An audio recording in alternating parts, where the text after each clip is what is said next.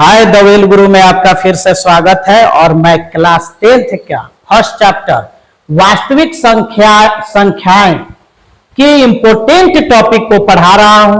और आज मैं आपको 100 आभास संख्या किसे कहते हैं और उसका उदाहरण बतलाने वाला हूं, इसलिए आप मेरे वीडियो पे बने रहिएगा। वास्तविक संख्या के इन जो छोटे छोटे जो टॉपिक है, इनसे क्वेश्चन मैट्रिक परीक्षा में बहुत बार पूछा गया है और पूछा जाएगा, ठीक है ना। क्योंकि ये जो है ये बेसिक है, बेसिक मैथ से जुड़े हैं और इनसे क्वेश्चन आते हैं।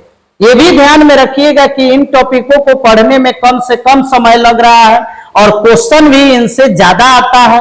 और जो भी क्वेश्चन आएंगे उनको आप चुटकियों में सॉल्व कर दीजिएगा, अर्थात कम से कम समय में, ठीक है ना। तो इन्हीं सभी टॉपिकों से आप नंबर उठा सकते हैं। बड़े बड़े भी क्वेश्चंस हैं जिसको पूरे इंटेलिजेंट स्टूडेंट होता है वही सॉल्व कर पाते हैं।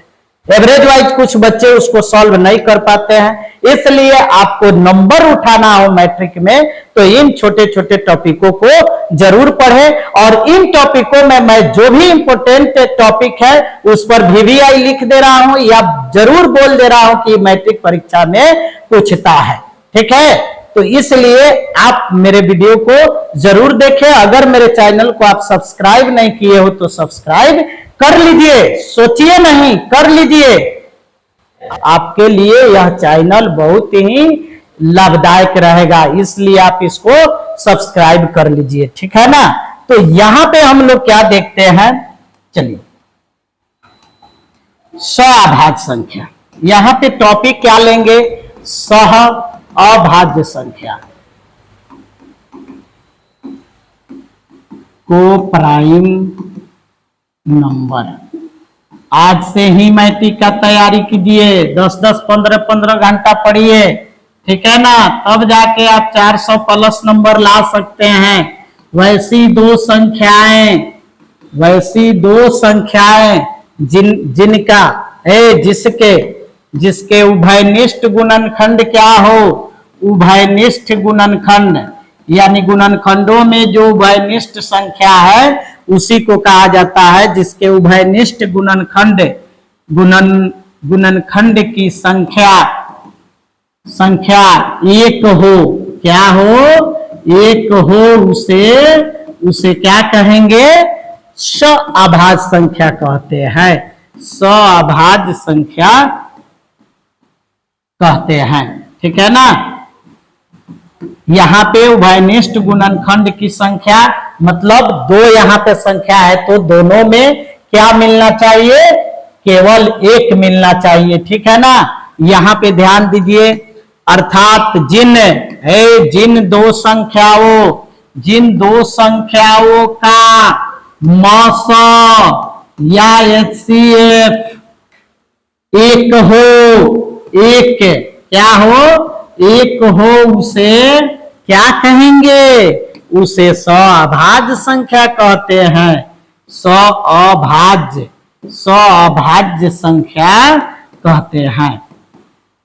एकदम आप वीडियो पे बने रहिए और समझिए, ठीक है। या तो आप उभयनिष्ठ गुणनखंड निकालेंगे दो संख्याओं के गुणनखंडों में से, तो वहां एक मिल जाए तो वो दोनों सअभाज्य संख्या होंगे।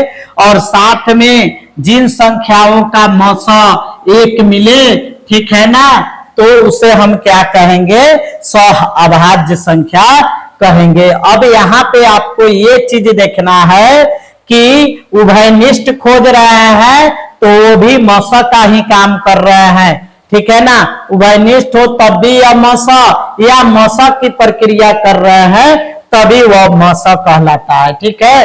एक ही काम में दोनों आपका मेथड आ जाएगा, ठीक है। तो उदाहरण देखते हैं, यहाँ पे देखिए कैसे बनाएंगे। 2 और 3 दो संख्या इसमें आएगा, तो 2 और 3 ले रहे हैं तो 2 का गुणनखंड 1 होगा और स्वयं 2 हो जाएगा। 3 का गुणनखंड 1 होगा और 3 जो है वह स्वयं आ जाएगा। अब इन दोनों में आप उभयनिष्ठ का मतलब होता है दोनों में कौन सी संख्या मौजूद है, अर्थात कौन सा गुणनखंड मौजूद है।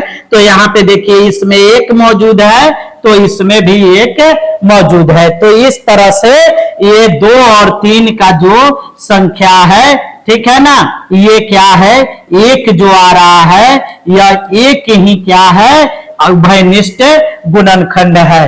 तो इस तरह से आप क्या कहिएगा, ब्रैकेट में देखिए सआभाज्य संख्या कभी भी ब्रैकेट में आता है। देखिए यहाँ पे 2 और 3 जो है सआभाज्य संख्या है, क्यों, क्योंकि इनका मौसम 1 आएगा या इनमें उभयनिष्ठ संख्या क्या होगी, केवल 1 होगी। अगर आप 9 और 10 लेते हैं तो 9 10 पर भी समझिए, बड़े संख्या पर भी समझिए, 1 गुणनखंड होगा 3 होगा और स्वयं 9 हो जाएगा। उसी तरह इसका 1 होगा 2 होगा 5 होगा और साथ में 10 होगा।